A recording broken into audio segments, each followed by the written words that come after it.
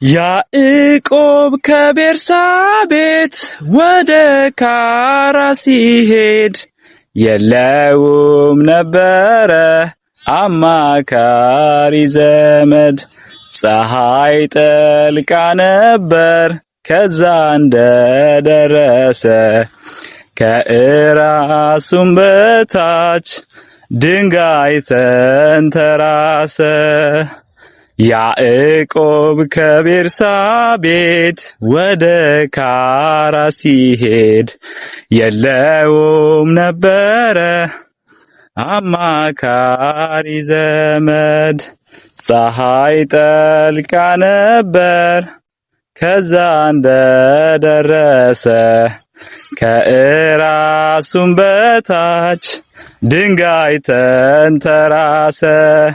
ሕልምንም አለመ ታላቁን ራእይ መሰላል ተተክሎ ከምድር እስከ ሰማይ ሲወጡ ሲወርዱ መላእክት በርሱ ላይ እግዚአብሔርም ቆሞ ከላይ ከጫፏ ላይ።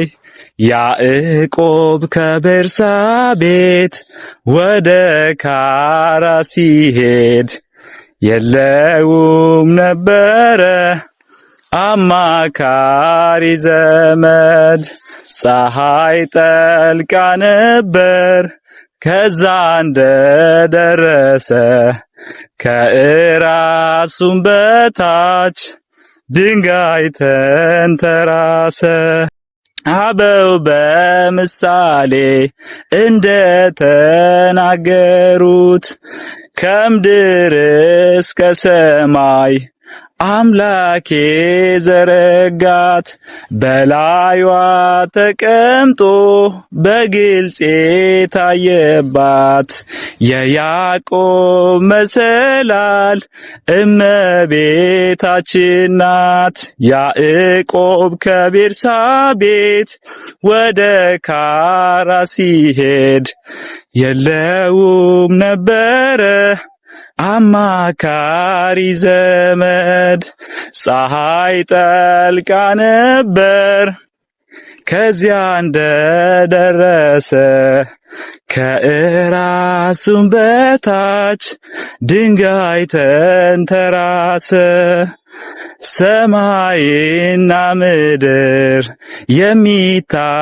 የሚታረቁባት ወልደ እጓለ እመሕያው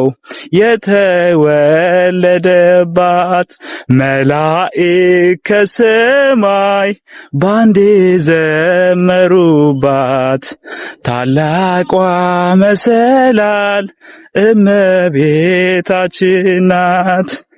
ያዕቆብ ከቤርሳቤት ወደ ካራ ሲሄድ የለውም ነበረ አማካሪ ዘመድ።